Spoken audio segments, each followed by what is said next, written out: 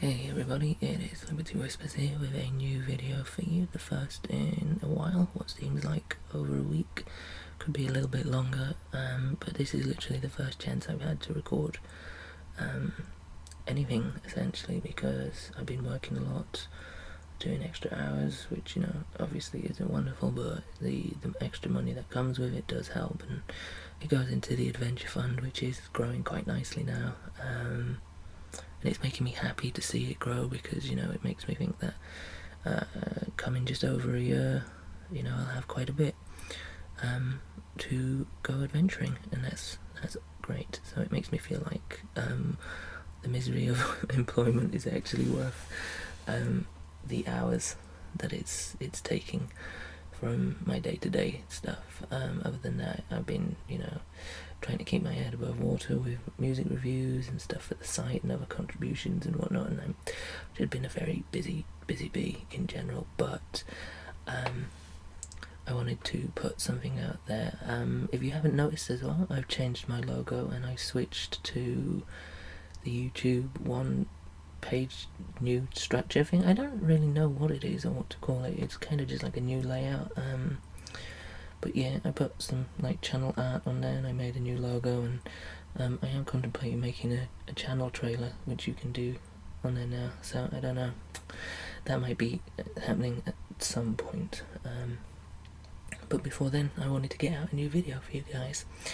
And the video that I'm going to do for you today is, it is going to be a collection of favourite moments, highlighted sections, quotes, phrases, and paragraphs and sections from two books by the young adult novelist John Green, who I absolutely adore. And I don't think I've ever dedicated a video to anyone before, but I am today. I'm going to dedicate this video to the wonderful, lovely, awesome, super sweet, and just all-round amazing Miss Sarah Marie, who is by far one of the greatest Canadians of all time.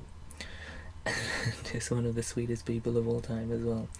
And I'm dedicating it to her because not only is she an absolute gem, but a couple of weeks ago she filled in the void where my ignorance had left a gaping hole for the fact that a new John Green book came out last year, and I did not know about it until she pointed it out to me. And I went and I read it a few weeks ago, in pretty much one sitting, and I had so many feels reading that book, as I do with all of John Green's books. But I just absolutely adored it, and as I do with most books, I took my highlighter to it and a biro pen, made notes, highlighted quotes, phrases, as I said, paragraphs, some of his words from the book that I really just generally loved, that made me laugh, that made me kind of, you know, just really sort of hit home on an emotional level, or just kind of resonated with me in one way or another, or just I found insightful. I like to do that with books. Some people might see it as some kind of vulgar defacement of books, but as I see it, the book is mine, and I want to kind of reread it, and if I ever lend it to someone, or if anyone else reads it, you know, they can get an insight into how the book made me feel while I was reading it, and, you know, maybe they'll find a similar connection through similar sections and things and themes and all that good stuff. But anyway, if you've never read a John Green book, you should, because they're amazing, especially if you like character-driven stories with plenty of heart and a great deal of sense of humour, and if you like sort of insightful, youthful looks into life and love and all the multiple dimensions that reside within both, then you should definitely check out his work. I mean, his words, as you'll hear, will do his work more justice than any ramblings I can offer, but originally I was going to read one of his books. I was going to read his debut book, Looking for Alaska, which I just finished rereading, but I thought rather than have me read it, I would just read some of my favourite bits from it, and then perhaps for those that are interested, that might encourage you to go and read it yourself and kind of get lost in the story by yourself and enjoy it and find a connection with it too. So I don't know. Maybe that might happen, maybe it might not. Maybe you've already read it, maybe you know exactly the bits that I'm going to be talking about. Maybe some of these are highlighted in your copies as well. But I'm going to start with his latest book, the one that I was told about a few weeks ago, called The Fault in Our Stars. And a very, very brief summary, because I don't want to give anything away or really kind of go into too much about the story, because obviously if you like what you hear, you'll want to have everything as pretty much fresh as possible. But The Fault in Our Stars centres around Hazel, who is the book's protagonist, and she has been diagnosed with thyroid cancer, and as part of kind of keeping as stable as possible life, and that's an ice cream van. Oh bugger, I'm gonna have to stop.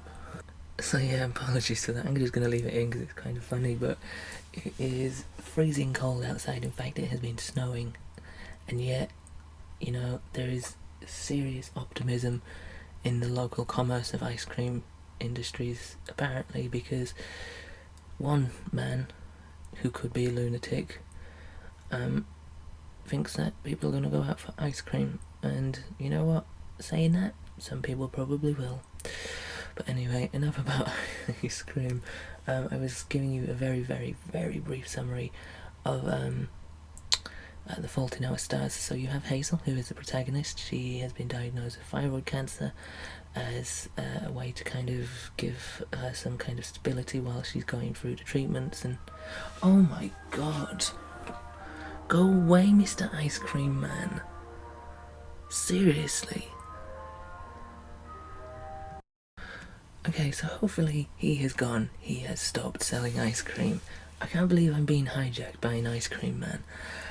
Anyway, so as part of trying to get her into a sort of stable rhythm and give her a life while she's going through diagnosis and treatments and whatnot, her parents have her go to a support group where she meets a boy, and a friendship begins to bloom, and it's a mutual beneficial friendship as they both have things going on in their lives, and things kind of blossom and grow from there. And yeah, it's a wonderful, beautiful tale that you should definitely divulge yourself into if you like the sound of some of my choice cuttings from it.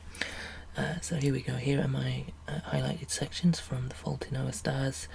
Hopefully, minus any more interruptions from ice cream vendors.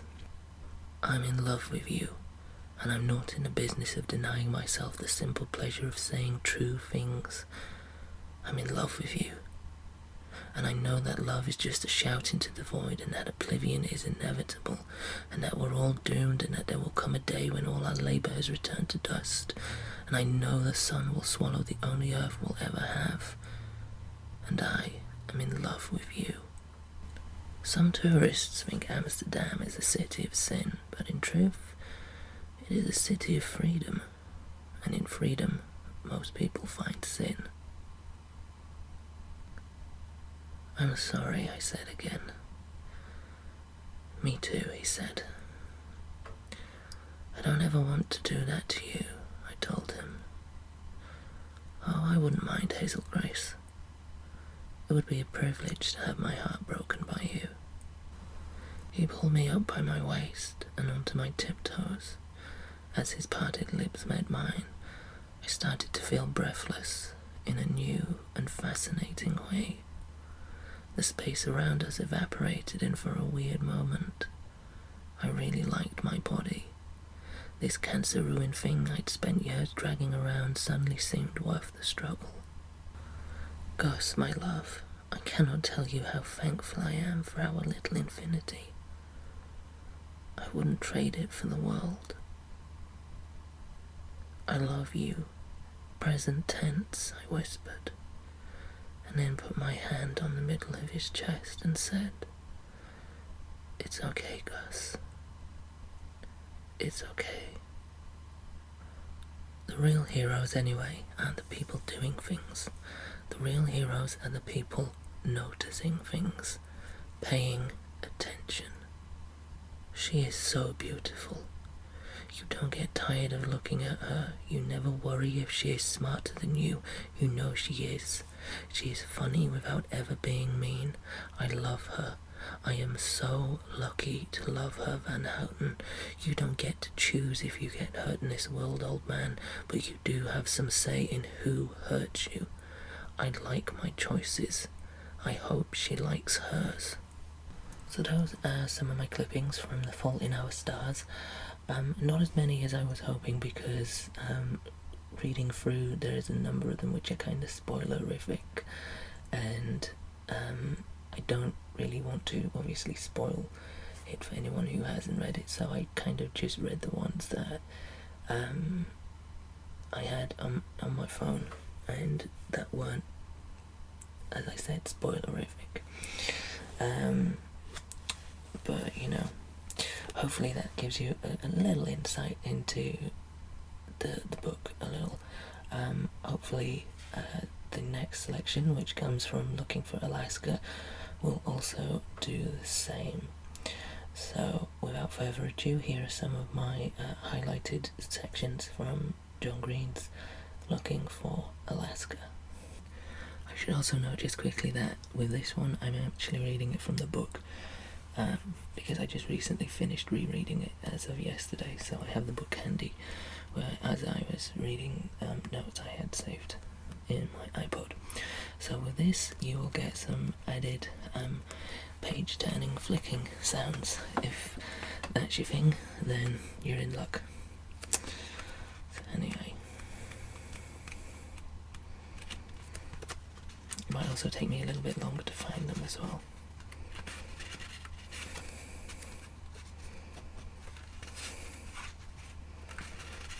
Quite a bit longer.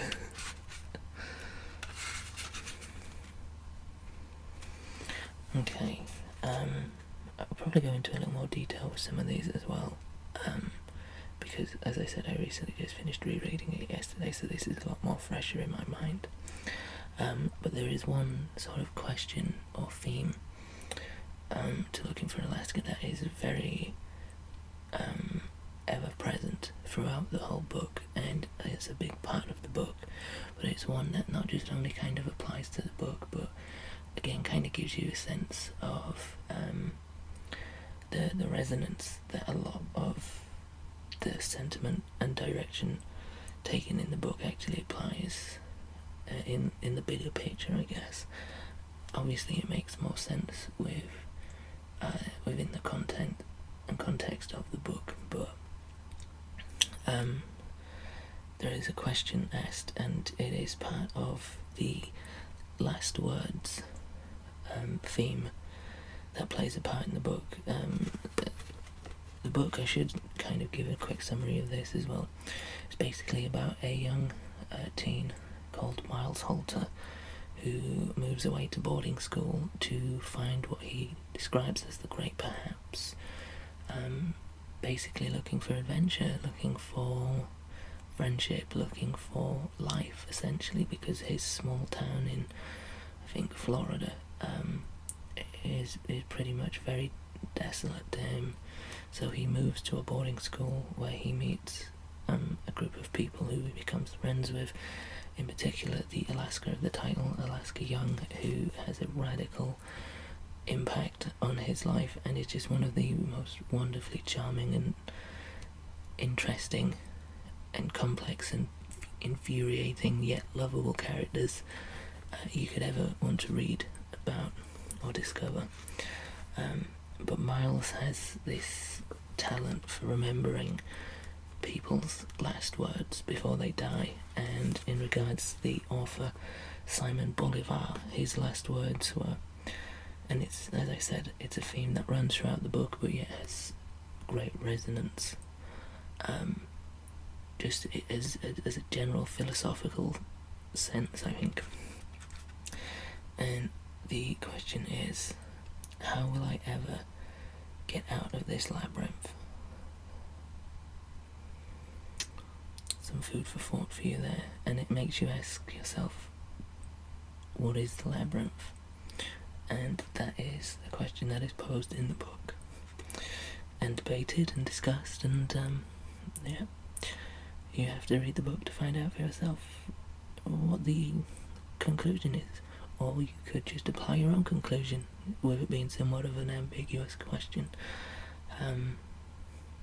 That's what I like about it. I like things that have open-ended possibilities and the prospect for theories to sort of grow and mutate from them. But anyway, let's press on. So on the same page I have highlighted, but even in the dark I could see her eyes, fierce emeralds. She has the kind of eyes that predisposed you to supporting her every endeavour.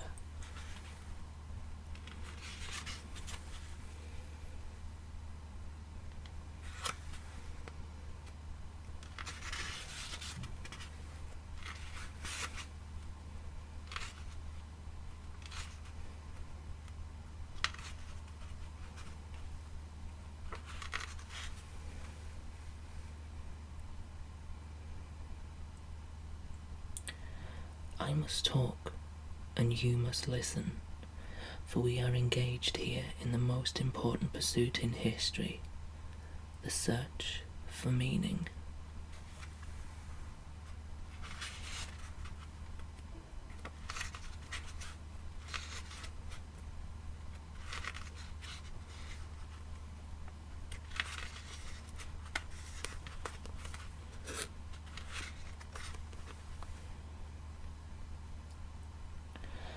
I wanted to be one of those people who have streaks to maintain, who scorch the ground with their intensity.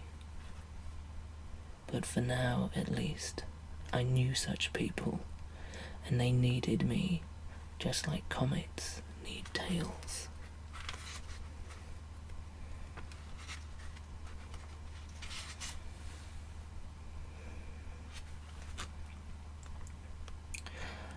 I'm not going to be one of those people who sits around talking about what they're going to do. I'm just going to do it. Imagining the future is a kind of nostalgia. You spend your whole life stuck in the labyrinth, thinking about how you'll escape it one day and how awesome it will be, and imagining that future keeps you going, but you never do it. You just use the future to escape the present.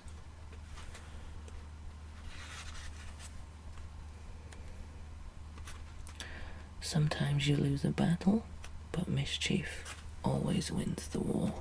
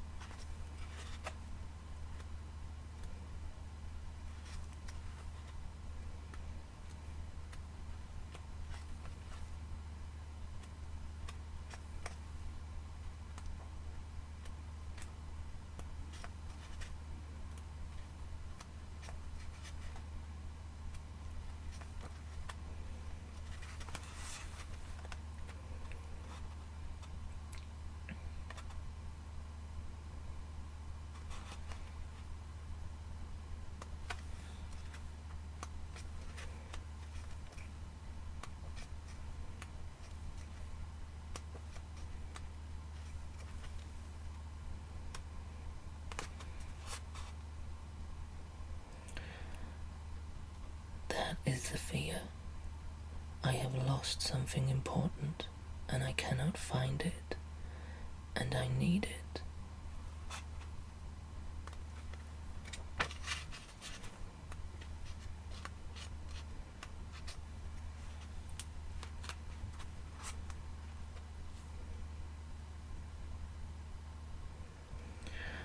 The three who knew what happened, and too many layers between all of us, too much keeping us from one another.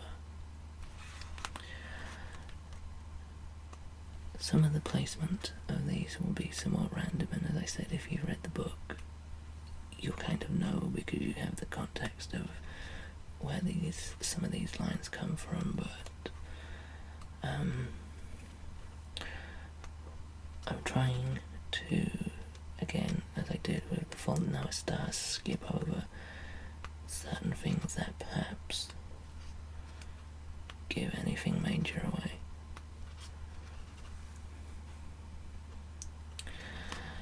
Here's an interesting one.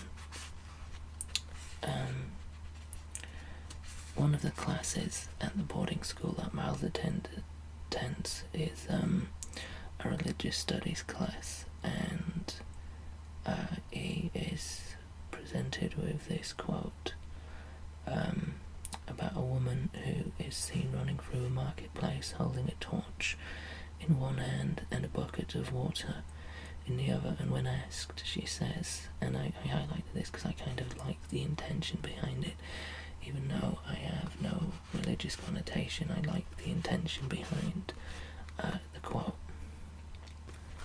I am going to take this bucket of water and pour it on the flames of hell, and then I'm going to use this torch to burn down the gates of paradise, so that people will not love God for want of heaven or fear of hell, but because he is God. And again, I have no religious connotation, but I like the sentiment and the intentions behind that, and I just thought that was quite a striking quote. And even though it's not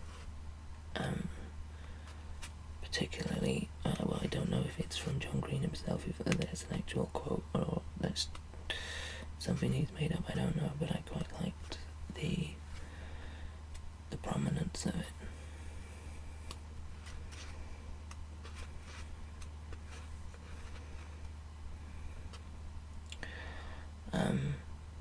Yeah, actually this kind of fits in with it as well. I was not religious, but I liked rituals. I liked the idea of connecting an action with remembering. Which is true, it's very true of me. I'm not religious, but I do like rituals. I like the idea of having an action kind of correlate with a memory. And in a sense it kind of keeps that memory or that feeling alive.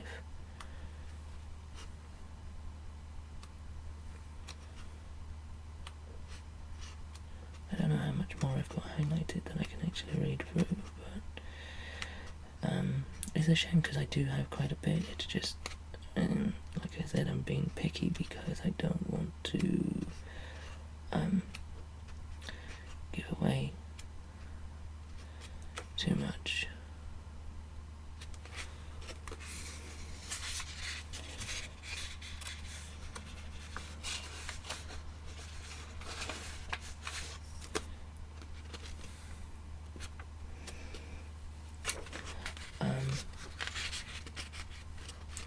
Yeah, okay, I'm going to end with pretty much how the book ends, and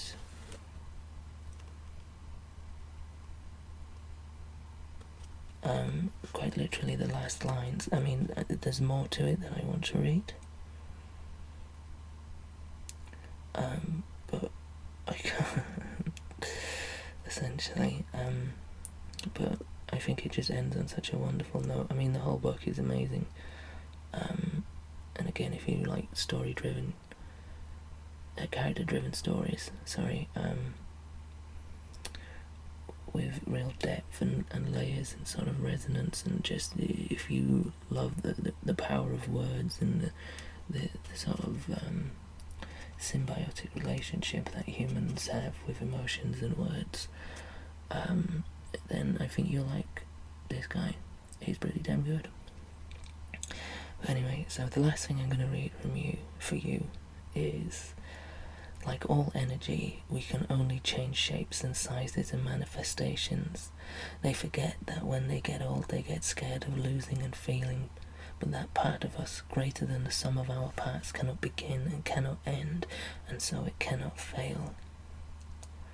Thomas Edison's last words were, "It's very beautiful over there."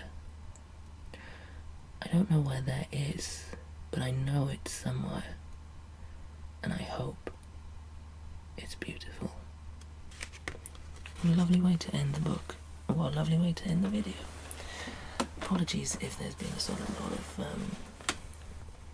it's not been very structured, I haven't been very prepared for this, but I just wanted to read some stuff from the books that I really liked, that I could read to you without giving away stuff or ruining moments too much, and kind of give you an insight. You know, as I said, if you've never read any of his books before, that might be a little sort of teaser for you to go and check out the books, which were Looking for Alaska and The Fault in Our Stars. And if you have read them and you know the context, then you'll know exactly where I'm pulling them from. And, you know, if you want to swap quotes with me, spoilerific quotes, just get in touch with me and we can talk books. But yeah, if you like this sort of stuff, maybe I'll do it for some more books for different authors. I don't know, but anyway, I just wanted to put something out there for you guys, because I miss interacting with you, and I feel bad when I can't do anything for a prolonged amount of time, but yeah, I hope you're all doing well. I hope you've had a wonderful weekend, and if you're reading anything, or you want to recommend something for me to read, please do. I'm always all ears when it comes to books, and anything in terms of recommendations. Or if you just want to say hello, you can do that. You can go to my Facebook page, which is, you know, linked on the front page somewhere, or failing that, just ask me for it and I'll give you the link. Anyway, I'm going to stop rambling. I'm going to go and do other stuff, and leave you to it.